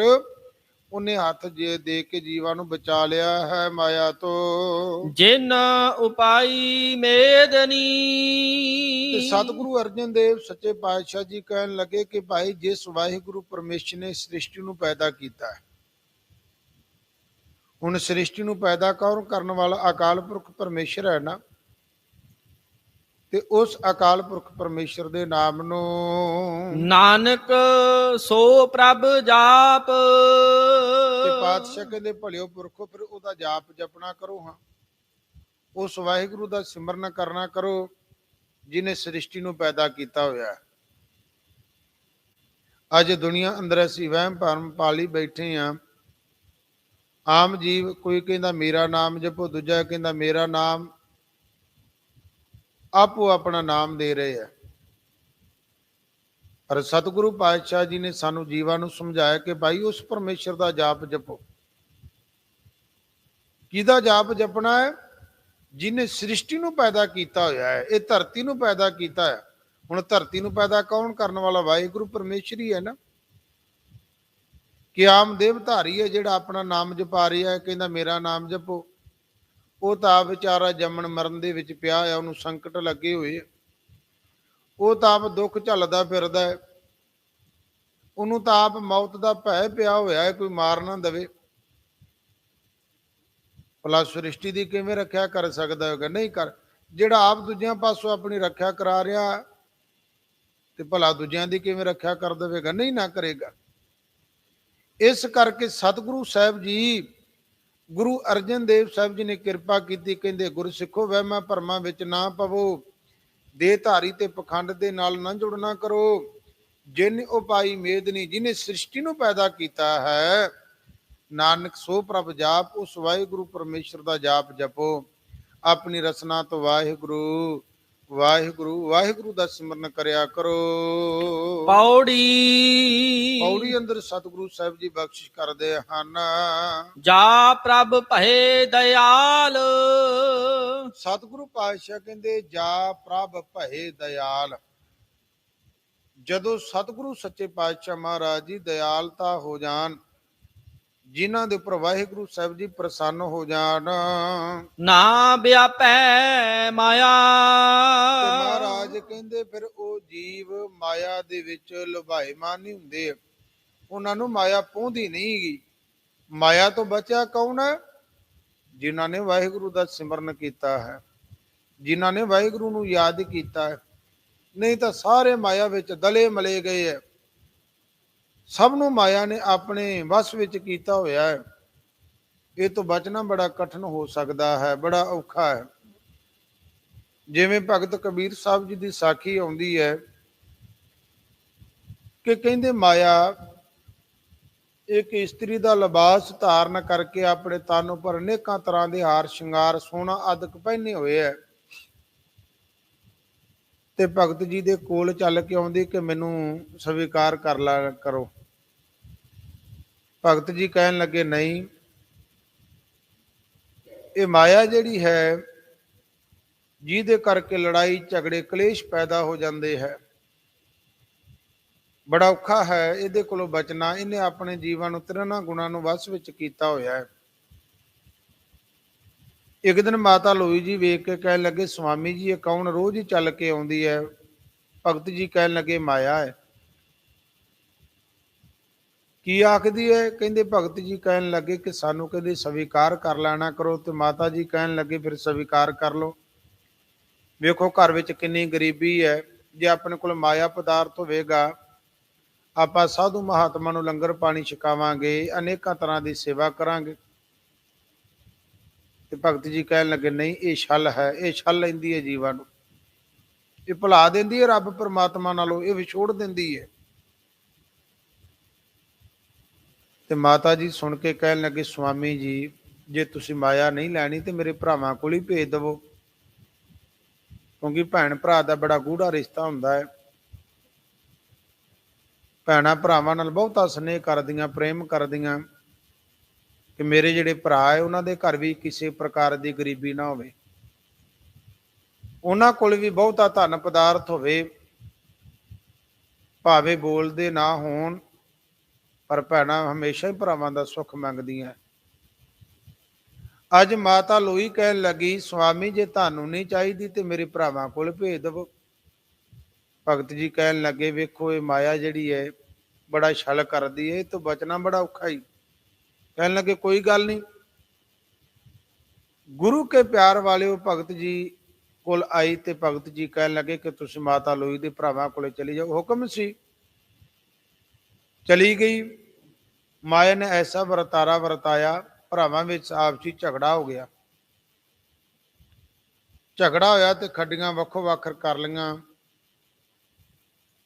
ਖੱਡੀਆਂ ਵੱਖੋ ਵੱਖ ਕੀਤੀਆਂ। ਜਦੋਂ ਮਿੱਟੀ ਪੁੱਟੀ ਥੱਲੇ ਬਹੁਤਾ ਧਨ ਨਿਕਲਿਆ। ਦਿਨਾਂ ਵਿੱਚ ਅਮੀਰ ਹੋਏ। ਅਮੀਰ ਹੋਣ ਤੋਂ ਬਾਅਦ ਇਹ ਰਾਜੇ ਦੇ ਵਜ਼ੀਰ ਬਣ ਗਏ ਆ, ਕਿਉਂਕਿ ਜਿਹਦੇ ਕੋਲੇ ਧਨ ਪਦਾਰਥ ਬਹੁਤਾ, ਕਿਉਂਕਿ ਤਗੜਿਆਂ ਦੇ ਤਗੜੇ ਹੀ ਬਣ ਜਾਂਦੇ, ਪਰ ਜਿਨ੍ਹਾਂ ਕੋਲੇ ਤੇ ਗਰੀਬਾਂ ਨੂੰ ਭਲਾ ਕੌਣ ਪੁੱਛਦਾ ਹੈ। ਜਿਸ ਕਰਕੇ ਰਾਜੇ ਦੇ ਵਜ਼ੀਰ ਬਣ ਗਏ। ਤੇ ਉਸ ਸਮੇਂ ਗੁਰੂ ਕੇ ਪਿਆਰ ਵਾਲੇ ਉਧਰੋਂ ਉਸ ਰਾਜੇ ਦਾ ਜਿਹੜਾ ਪੁੱਤਰ ਸੀ, ਜਵਾਨ ਸੀ, ਦੂਸਰੇ ਦੇ ਰਾਜਾ ਕੋਈ ਵਿਰੋਧ ਚੱਲ ਕਰਕੇ ਆਇਆ ਹੈ ਕਿ ਮੈਂ ਇੱਥੇ ਪਤਾ ਲੱਗਾ ਕਿ ਰਾਜੇ ਦਾ ਪੁੱਤਰ ਜਵਾਨ, ਉਹਦੇ ਨਾਲ ਰਿਸ਼ਤਾ ਕਰ ਦੇਵਾਂ ਚਲਦਿਆਂ ਚਲਦਿਆਂ ਇਹ ਮਾਤਾ ਲੋਈ ਦੇ ਭਰਾ ਜਿਹੜੇ ਖੜੇ ਸਨ ਉਹਨਾਂ ਨੂੰ ਪੁੱਛਣਾ ਕੀਤਾ ਕਿ ਰਾਜੇ ਦੇ ਪੁੱਤਰ ਦੇ ਨਾਲ ਰਿਸ਼ਤਾ ਕਰਨ ਵਾਸਤੇ ਆਇਆ ਵਾਂ, ਉਹ ਕਿਹੋ ਜਿਹਾ ਹੈ। ਹੁਣ ਗੁਰੂ ਕੇ ਪਿਆਰ ਵਾਲੇ ਜਦੋਂ ਨੇ ਗੱਲ ਸੁਣੀ ਮਾਤਾ ਲੋਈ ਦੇ ਭਰਾ ਨੇ ਆਖਿਆ ਕਿਉਂ ਨਾ ਹੋਵੇ ਮੈਂ ਆਪਣੇ ਪੁੱਤਰ ਦਾ ਵਿਆਹ ਕਰ ਦੇਵਾਂ। ਕਹਿਣ ਲੱਗਾ ਰਾਜੇ ਦਾ ਪੁੱਤਰ ਬੜਾ ਸਿੱਧਰਾ ਸੁਭਾਅ ਦਾ ਹੈ, ਉਹਨੂੰ ਕੋਈ ਦੁਨੀਆ ਦੀ ਕੋਈ ਸੋਝੀ ਕੋਈ ਗਿਆਨ ਨਹੀਂ ਗੀ, ਜੇ ਤੂੰ ਚਾਹਣਾ ਤੇ ਤੂੰ ਮੇਰੇ ਪੁੱਤਰ ਦੇ ਨਾਲ ਰਿਸ਼ਤਾ ਕਰ ਸਕਦਾ। ਉਹ ਬੜਾ ਹੈਰਾਨ ਹੋਇਆ, ਰਾਜੇ ਦਾ ਵਜ਼ੀਰ ਤੇ ਰਾਜੇ ਬਾਰੇ ਐਸੇ ਕੁਝ ਬੋਲ ਰਹੇ ਆ। ਉਹਨੇ ਕਿਹਾ ਕੋਈ ਗੱਲ ਨਹੀਂ ਕਰ ਦੇਵਾਂਗਾ, ਪਰ ਫਿਰ ਵੀ ਮਨ ਵਿੱਚ ਆਖਿਆ ਕਿਉਂ ਨਾ ਰਾਜੇ ਨੂੰ ਮਿਲਿਆ ਹੀ ਜਾਏ। ਰਾਜੇ ਨੂੰ ਮਿਲਿਆ, ਗੱਲਬਾਤ ਹੋਈ ਤੇ ਕਹਿਣ ਲੱਗਾ ਤੇਰੇ ਵਜ਼ੀਰ ਜਿਹੜੇ ਅਹਿਲਕਾਰ ਹੈ ਉਹ ਤਾਂ ਐਸੀਆਂ ਗੱਲਾਂ ਕਰ ਰਿਹਾ ਕਿ ਰਾਜੇ ਦਾ ਪੁੱਤਰ ਬੜਾ ਸੁਧਾਰਨ ਇਸ ਤਰ੍ਹਾਂ ਦਾ ਹੈ, ਅਨੇਕਾਂ ਤਰ੍ਹਾਂ ਦੇ ਨੁਕਸ ਕੱਢ ਰਿਹਾ। ਰਾਜਾ ਬੜਾ ਗੁੱਸੇਵਾਨ ਹੋਇਆ ਕਿ ਇਸ ਤਰ੍ਹਾਂ ਮੇਰੇ ਬਾਰੇ ਸ਼ਬਦ ਬੋਲਦਾ ਪਿਆ ਮੇਰੇ ਪੁੱਤਰ ਬਾਰੇ। ਕਹਿਣ ਲੱਗਾ ਤੂੰ ਇਸ ਤਰ੍ਹਾਂ ਕਰ, ਉਹਨੂੰ ਕਹਿ ਕੇ ਅਸੀਂ ਤੇਰੇ ਪੁੱਤਰ ਦੇ ਨਾਲ ਰਿਸ਼ਤਾ ਕਰ ਦੇਵਾਂਗੇ, ਦਿਨ ਮਿਥ ਜਾ, ਇਹਨਾਂ ਨੂੰ ਮੈਂ ਖਤਮ ਕਰਨਾ ਕਰਾਂਗੇ। ਇਸੇ ਤਰ੍ਹਾਂ ਹੋਇਆ ਗੁਰੂ ਕੇ ਪਿਆਰ ਵਾਲਿਓ, ਉਹ ਦਿਨ ਮਿਥਿਆ ਗਿਆ ਕਿ ਕਿਲਾ ਬਣਾਇਆ ਸੀ ਉਹਦੇ ਵਿੱਚ ਪਲੀਤਾ ਧੁਕਾ ਦਿੱਤਾ ਗਿਆ ਤੇ ਵਿਆਹ ਦੀਆਂ ਖੁਸ਼ੀਆਂ ਵਿੱਚ ਬੜੇ ਵਾਜੇ ਵੱਜ ਰਹੇ, ਢੋਲ ਢਮੱਕੇ ਆਦਿ ਖੁਸ਼ੀਆਂ ਦੇ ਗੀਤ ਗਾਏ। ਇਧਰ ਕਹਿੰਦੇ ਭਗਤ ਕਬੀਰ ਜੀ ਚੱਲ ਰਹੇ ਆ। ਮਾਤਾ ਲੋਈ ਕਹਿੰਦੀ ਛੇਤੀ ਕਰੋ ਮੇਰੇ ਭਰਾ ਦਾ ਮੇਰੇ ਭਤੀਜੇ ਦਾ ਵਿਆਹ, ਤੁਸੀਂ ਕਿਉਂ ਦੇਰੀਆਂ ਕਰ ਰਹੇ ਹੋ। ਪਰ ਭਗਤ ਜੀ ਤਾਂ ਜਾਣਦੇ ਕੈਸਾ ਭਾਣਾ ਵਰਤਾ ਦਿੱਤਾ ਮਾਇਆ ਨੇ। ਆਖਿਰਕਾਰ ਸਮੇਂ ਅਨੁਸਾਰ ਜਦੋਂ ਰਾਜੇ ਨੇ ਪੁੱਛਿਆ ਕੋਈ ਰਹਿ ਗਿਆ, ਕਹਿਣ ਲੱਗੇ ਕੋਈ ਨਹੀਂ, ਬਸ ਇੱਕ ਭਗਤ ਕਬੀਰ ਜੀ ਰਹਿ ਗਏ। ਕਹਿੰਦੇ ਕੋਈ ਗੱਲ ਨਹੀਂ, ਇੱਕ ਅੱਧੇ ਦੀ ਪਲੀਤਾ ਧੁਖਾ ਦਿੱਤਾ ਹੈ, ਸਭ ਨੂੰ ਉਡਾ ਦਿੱਤਾ ਹੈ। ਗੁਰੂ ਕੇ ਪਿਆਰ ਵਾਲੇ ਮਾਇਆ ਜਿਹੜੀ ਹੈ ਆਪਸੀ ਪ੍ਰੇਮ ਨੂੰ ਖਤਮ ਕਰ ਦਿੰਦੀ ਹੈ, ਆਪਸੀ ਝਗੜੇ ਪੈਦਾ ਕਰ ਦਿੰਦੀ। ਵੇਖੋ ਭਰਾ ਭਰਾ ਦਾ ਦੁਸ਼ਮਣ ਬਣਿਆ, ਕਿਤੇ ਪਿਓ ਪੁੱਤਰ ਨੂੰ ਮਾਰ ਰਿਹਾ। ਕੀ ਕਾਰਨ ਹੈ ਕਿ ਮਾਇਆ ਕਰਕੇ, ਕੀ ਕਾਰਨ ਹੈ ਪਦਾਰਥਾਂ ਕਰਕੇ ਝਗੜੇ ਪੈਦਾ ਹੋ ਰਹੇ ਆ।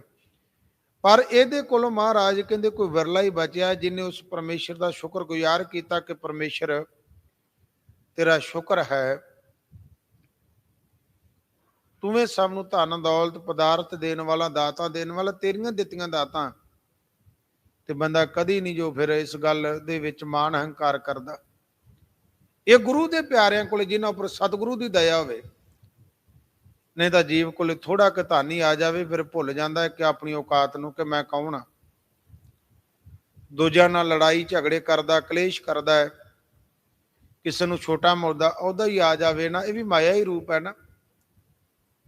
ਉਸ ਅਹੁਦੇ ਦਾ ਮਾਣ ਕਰਕੇ ਬੜਾ ਹੰਕਾਰ ਕਰਦਾ, ਦੂਜਿਆਂ ਨਾਲ ਗੱਲ ਕਰਨ ਦਾ ਯਤਨ ਨਹੀਂ ਕਰਦਾ।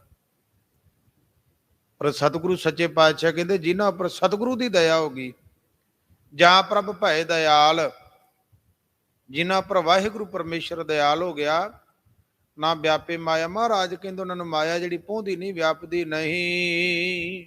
ਕੋਟ ਅਗਾ ਗਏ ਨਾਸ, ਤੇ ਮਹਾਰਾਜ ਕਹਿੰਦੇ ਫਿਰ ਜਿਹੜੇ ਕਰੋੜਾਂ ਹੀ ਜਿਹੜੇ ਕੀਤੇ ਹੋਏ ਪਾਪ ਸਨ ਉਹਨਾਂ ਦਾ ਨਾਸ ਹੋ ਗਿਆ।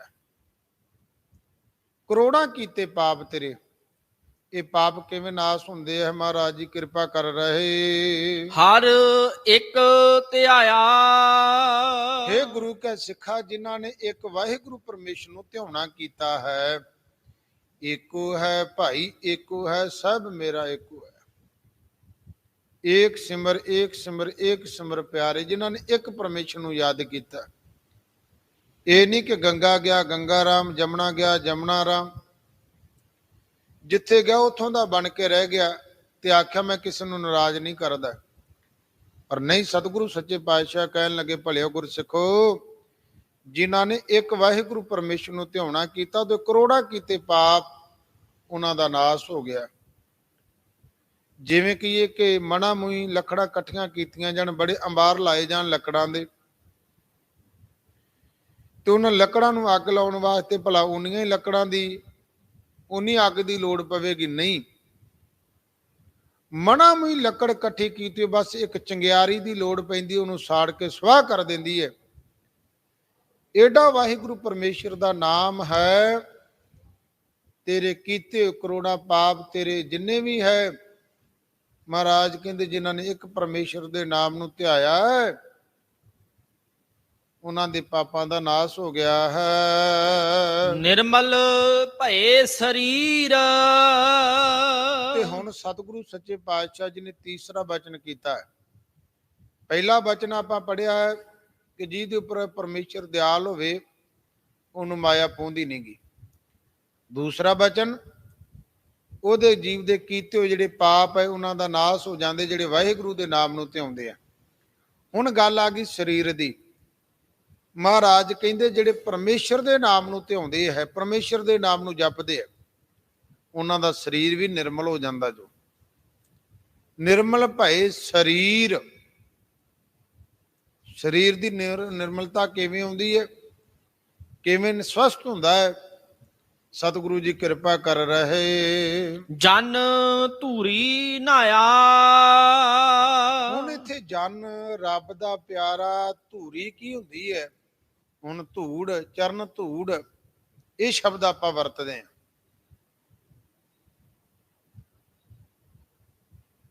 ਭਾਵ ਨਿਮਰਤਾ ਹੈ। ਹੁਣ ਧੂੜ ਦੇ ਨਾਲ ਇਸ਼ਨਾਨ ਤਾਂ ਨਹੀਂ ਨਾ ਹੁੰਦਾ, ਪਰ ਸਤਿਗੁਰੂ ਸੱਚੇ ਪਾਤਸ਼ਾਹ ਜੀ ਦੇ ਭਾਵ ਵਚਨ ਕਿ ਜੀਵ ਜਦੋਂ ਨਾਮ ਨੂੰ ਸਿਮਰਦਾ ਹੈ ਨਾ, ਮਨ ਵਿੱਚ ਐਸੀ ਨਿਮਰਤਾ, ਐਸਾ ਪ੍ਰੇਮ, ਐਸਾ ਵਿਰਾਗ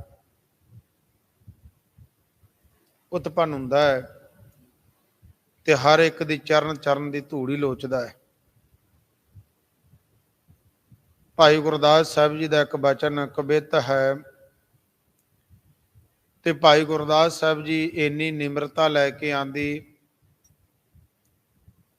ਜਿਨ੍ਹਾਂ ਦੀ ਬਾਣੀ ਨੂੰ ਗੁਰੂ ਗ੍ਰੰਥ ਸਾਹਿਬ ਜੀ ਦੀ ਕੁੰਜੀ,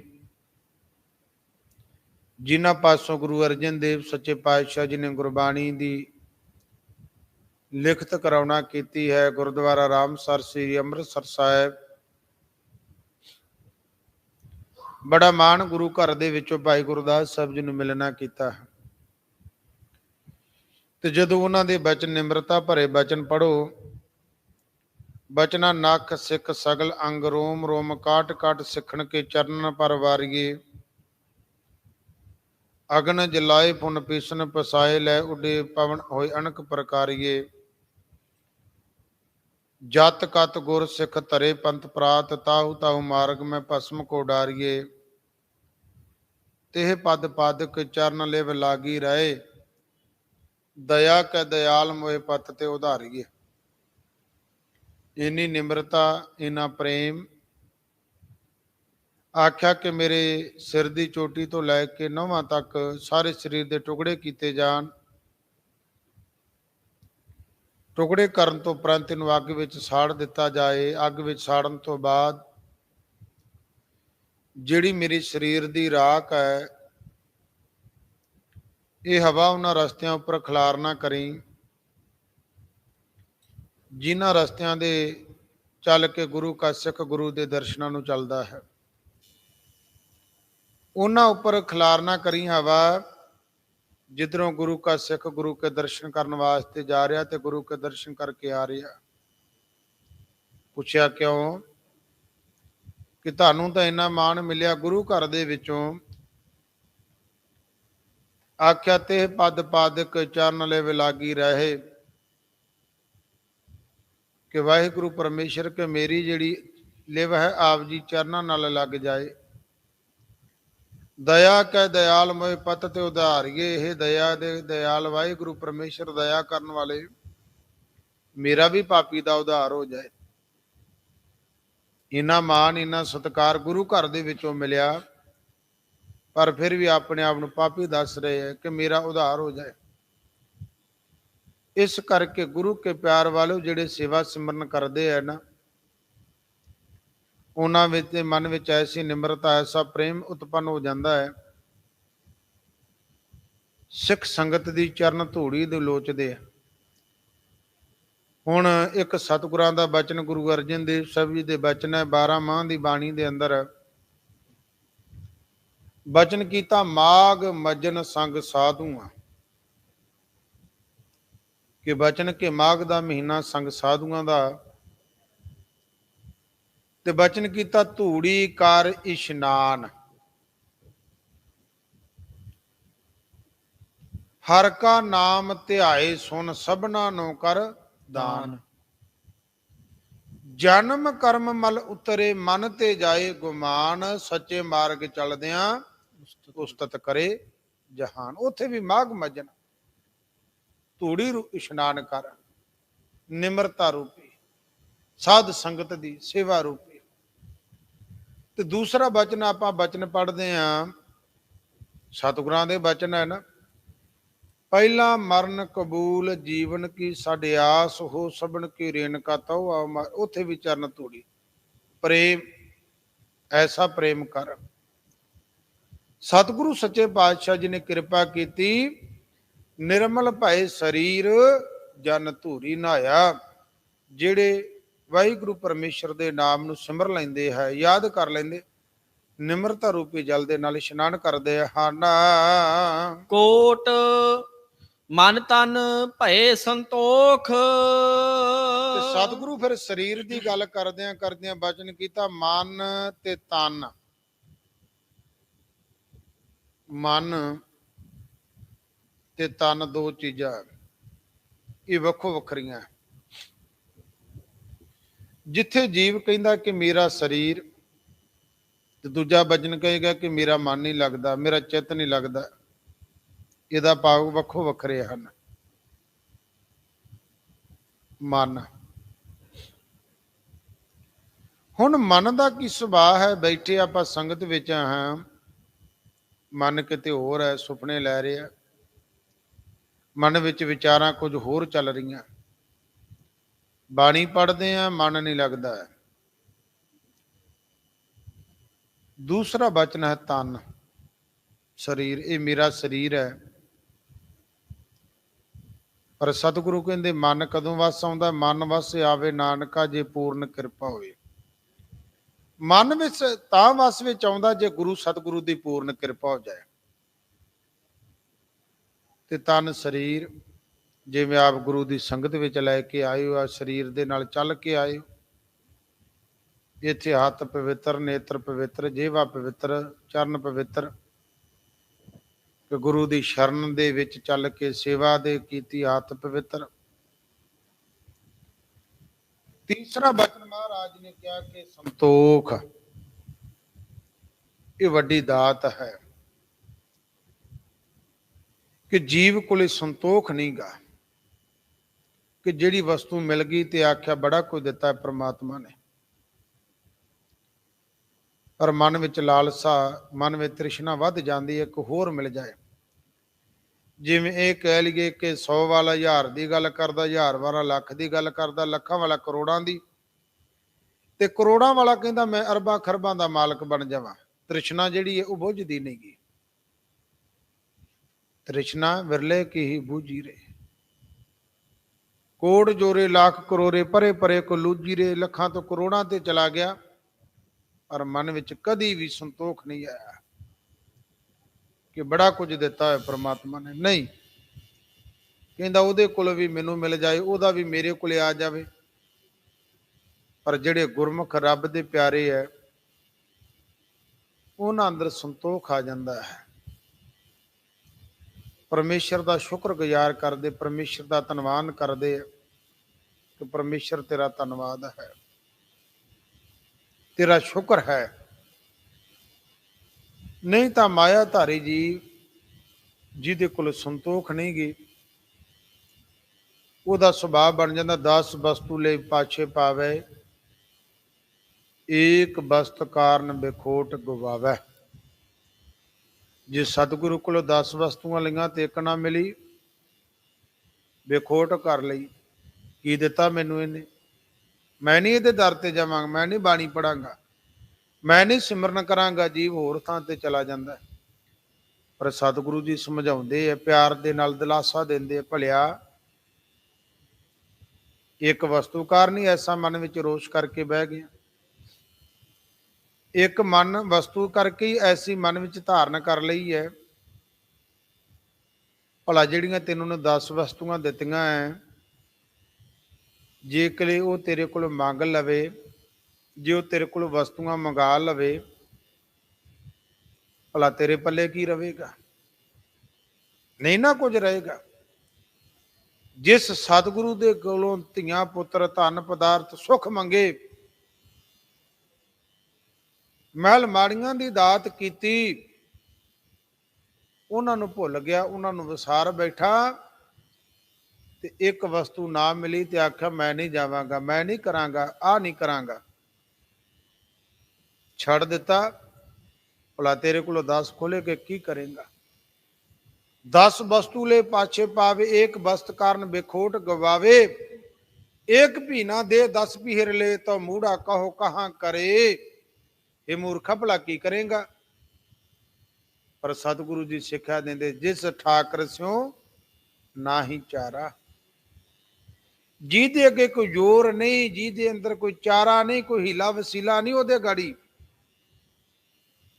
ਆਪਣੀ ਚਤਰਾਈ ਤੇ ਸਿਆਣਪ ਨਹੀਂ ਚੱਲਦੀ। ਸਤਿਗੁਰੂ ਕਹਿੰਦੇ ਤਾਕੋ ਕਿ ਜੇ ਸਦ ਨਮਸਕਾਰਾਂ ਨੂੰ ਸਦਾ ਨਮਸਕਾਰ ਕਰਦਾ ਰਿਹਾ ਕਰ, ਸਦਾ ਹੀ ਅਰਦਾਸਾਂ ਜੋਦਰੀਆਂ ਕਰਦਾ ਰਿਹਾ ਕਰ। ਸੱਚੇ ਪਾਤਸ਼ਾਹ ਤੇਰਾ ਸ਼ੁਕਰ ਹੈ, ਸ਼ੁਕਰਾਨਾ ਕਰ ਪਰਮੇਸ਼ਰ ਦੇ ਅੱਗੇ। ਤੇ ਸਤਿਗੁਰੂ ਪਾਤਸ਼ਾਹ ਕਹਿੰਦੇ ਬਖਸ਼ਿਸ਼ ਕਦੋਂ ਹੁੰਦੀ ਹੈ? ਮਨ ਤਨ ਭਏ ਸੰਤੋਖ। ਮਨ ਤੇ ਤਨ ਤੇ ਸੰਤੋਖ ਪੂਰਨ ਮਹਾਰਾਜ ਜੀ ਕਿਰਪਾ ਕਰਦੇ ਹਨ। ਪੂਰਨ ਪ੍ਰਭ ਪਾਇਆ। ਜਿਨ੍ਹਾਂ ਨੇ ਪੂਰਨ ਸਤਿਗੁਰਾਂ ਦੀ ਦਾਤ ਪ੍ਰਾਪਤ ਕਰੀ, ਜਿਨ੍ਹਾਂ ਨੇ ਪੂਰੇ ਸਤਿਗੁਰਾਂ ਨੂੰ ਪ੍ਰਾਪਤ ਕਰ ਲਿਆ ਹੈ, ਜਿਨ੍ਹਾਂ ਨੇ ਪੂਰਨ ਸਤਿਗੁਰਾਂ ਨੂੰ ਧਾਰਨ ਕਰ ਲਿਆ ਹੈ, ਇਵੇਂ ਨਹੀਂ ਕਿ ਦੇਹ ਧਾਰੀ ਦੰਭੀ ਤੇ ਪਖੰਡੀ ਨੂੰ ਨਹੀਂ। ਮਹਾਰਾਜ ਕਹਿੰਦੇ ਦਾਤ ਪੂਰਨ ਸਤਿਗੁਰਾਂ ਕੋਲੋਂ ਮਿਲਦੀ ਹੈ। ਤਰੇ ਕੁਟੰਬ ਸੰਗ ਲੋਗ। ਸਤਿਗੁਰੂ ਕਹਿਣ ਲੱਗੇ ਫਿਰ ਨਾਮ ਦੇ ਨਾਲ ਜੁੜਿਆਂ ਦਾ ਜੀਵਾਂ ਦਾ ਉਧਾਰ ਹੋ ਜਾਂਦਾ, ਤੇ ਜਿਹੜੇ ਉਹਨਾਂ ਨਾਲ ਜੁੜ ਜਾਂਦੇ ਆ। ਹੁਣ ਘਰ ਵਿੱਚ ਆਪ ਬਾਣੀ ਕੋਈ ਪੜ੍ਹਦਾ ਹੋਵੇ, ਮਾਤਾ ਪਿਤਾ ਬਾਣੀ ਪੜ੍ਹਦੇ, ਬੱਚੇ ਵੀ ਉਸੇ ਤਰ੍ਹਾਂ ਵੇਖ ਕੇ ਕਰਦੇ। ਘਰ ਪਰਿਵਾਰ ਦੇ ਅੰਦਰ ਜੇ ਇੱਕ ਪਰਿਵਾਰ ਦਾ ਤੇ ਬਾਕੀ ਵੀ ਉਸੇ ਤਰ੍ਹਾਂ ਕਰਦੇ ਕਿ ਸਾਡੇ ਮਾਤਾ ਪਿਤਾ ਆਪ ਗੁਰੂ ਘਰ ਚੱਲ ਕੇ ਆਉਂਦੇ, ਬੱਚੇ ਵੀ ਵੇਖ ਕੇ ਚੱਲ ਕੇ ਆਉਂਦੇ। ਜੇ ਆਹ ਬੰਦਾ ਨਸ਼ੇ ਪਾਣੀ ਤੋਂ ਰਹਿਤ ਹੈ ਤੇ ਵੇਖ ਕੇ ਬੱਚੇ ਵੀ ਉਹ ਧਾਰਨ ਨਹੀਂ ਕਰਦੇ ਆ। ਪਰ ਜੇ ਆਹ ਬੰਦਾ ਗਲਤਾਨ ਹੋਵੇ, ਵਿਕਾਰਾਂ ਵਿਸ਼ਿਆਂ ਵਿਕਾਰਾਂ ਨਸ਼ਿਆਂ ਦੇ ਅੰਦਰ, ਭਲਾ ਕੀ ਕਿਸੇ ਦਾ ਉਧਾਰ ਕਰ ਸਕਦਾ? ਉਹ ਤਾਂ ਆਪਣੇ ਪਰਿਵਾਰ ਨੂੰ ਨਹੀਂ ਸੰਭਾਲ ਸਕਦਾ, ਉਹ ਆਪਣੇ ਬੱਚਿਆਂ ਦੀ ਪਰਵਰਿਸ਼ ਨਹੀਂ ਚੱਜ ਨਾਲ ਕਰ ਸਕਦਾ, ਕਾਰਨ ਉਹ ਗਲਤਾਨ ਹੋ ਗਿਆ। ਪਰ ਸਤਿਗੁਰੂ ਕਹਿੰਦੇ ਜਿਨ੍ਹਾਂ ਉੱਪਰ ਸਤਿਗੁਰੂ ਦੀ ਕਿਰਪਾ ਹੋਈ, ਉਹ ਆਪ ਵੀ ਤਰੇ ਤੇ ਆਪਣੇ ਪਰਿਵਾਰ ਦਾ ਵੀ ਉਧਾਰ ਕਰ ਦਿੱਤਾ। ਨਾਮ ਜਪੋ ਜੀ ਐਸੇ ਐਸੇ, ਤਰੂ ਪ੍ਰਹਲਾਦ ਜਪਿਓ ਹਰ ਜੈਸੇ। ਆਪ ਤਰਿਆ ਤੇ ਪਰਿਵਾਰ ਦਾ ਵੀ ਉਧਾਰ ਕਰ ਦਿੱਤਾ, ਤਾਰ ਲਿਆ। ਸਭ ਪਰਿਵਾਰ ਚੜਾਇਆ ਬੇੜੇ, ਸਾਰੇ ਪਰਿਵਾਰ ਨੂੰ ਵੀ ਬੇੜੇ ਦੇ ਉੱਪਰ ਨਾਮ ਰੂਪੀ ਬੇੜੇ ਤੇ ਚੜਾ ਕੇ ਭਵ ਸਾਗਰ ਤੋਂ ਪਾਰ ਕਰ ਦਿੱਤਾ। ਤਰੇ ਕੁਟੰਬ ਸੰਗ ਲੋਕ। ਸਤਿਗੁਰੂ ਪਾਤਸ਼ਾਹ ਕਹਿੰਦੇ ਉਹਨਾਂ ਨਾਲ ਜੁੜਨ ਵਾਲੇ ਵੀ, ਕੁਟੰਬੀ ਵੀ, ਉਹ ਵੀ ਤਰ ਗਏ। ਕੁਲ ਸਬਾਇਆ। ਤੇ ਮਹਾਰਾਜ ਕਹਿੰਦੇ ਉਸ ਪਰਿਵਾਰ ਦੀ, ਉਹਨਾਂ ਦੀ ਕੁੱਲ ਵੀ ਜਿਹੜੀ ਤਰ ਗਈ, ਕੁਲਾਂ ਦਾ ਵੀ ਉਧਾਰ ਹੋ ਗਿਆ। ਅੱਜ ਮਹਾਂਪੁਰਖਾਂ ਨੂੰ ਯਾਦ ਕਰਦੇ ਆ, ਆਪਣੇ ਲਾਗੇ ਸੰਤ ਬਾਬਾ ਅਤਰ ਸਿੰਘ ਜੀ ਮਸਤੂਆਣ ਵਾਲੇ, ਕਿੰਨੇ ਮਹਾਂਪੁਰਖ ਹੈ, ਉਹਨਾਂ ਨੂੰ ਯਾਦ ਕੀਤਾ ਜਾਂਦਾ। ਰਾੜਾ ਸਾਹਿਬ ਵਾਲੇ ਮਹਾਂਪੁਰਖ, ਉਹ ਆਪ ਵੀ ਤਰੇ, ਉਹਨਾਂ ਦਾ ਕੁੱਲ ਦਾ ਵੀ ਉਧਾਰ ਹੋਇਆ। ਧੰਨ ਜਨੇਂਦੀ ਮਾਓ ਆਏ ਸਫਲ ਸੇ। ਤੇ ਜੇ ਕਿਤੇ ਇੱਕ ਕੁੱਲ ਵਿੱਚੋਂ ਕੋਈ ਮਾੜਾ ਨਿਕਲੇ ਤੇ ਕੁੱਲਾਂ ਤੱਕ ਯਾਦ ਕੀਤਾ ਜਾਂਦਾ, ਫਲਾਨਾ ਬੰਦਾ ਉਹ ਕੁੱਲ ਦੇ ਵਿੱਚ ਹੋਇਆ ਸੀ, ਉਹਨੇ ਆਹ ਕੰਮ ਕੀਤਾ। ਉਹਨਾਂ ਨੂੰ ਫਟਕਾਰਾਂ ਪੈਂਦੀਆਂ, ਦੁਰਕਾਰਿਆ ਜਾਂਦਾ ਹੈ ਸਮਾਜ ਦੇ ਅੰਦਰ। ਪਰ ਨਾਮ ਜਪਣ ਵਾਲੇ ਮਹਾਰਾਜ ਕਹਿੰਦੇ ਆਪ ਵੀ ਤਰਦੇ, ਕੁਟੰਬੀਆਂ ਨੂੰ ਵੀ, ਆਪਣੇ ਕੁੱਲ ਦਾ ਵੀ ਉਧਾਰ ਕਰ ਜਾਂਦੇ ਹੈ। ਇਹ ਸਤਿਗੁਰੂ ਸੱਚੇ ਪਾਤਸ਼ਾਹ ਜੀ ਨੇ ਬੜੀ ਦਇਆ ਤੇ ਬੜੀ ਰਹਿਮਤ ਕੀਤੀ ਹੈ, ਜੋ ਸਤਿਗੁਰੂ ਦੇ ਚਰਨਾਂ ਦੇ ਵਿੱਚ ਜੁੜ ਕੇ ਆਪਣਾ ਪਾਵਨ ਗੁਰਬਾਣੀ ਸ਼ਬਦ ਦੇ ਨਾਲ ਜੁੜਨ ਦਾ ਸਾਂਝ ਪਾਈ ਹੈ।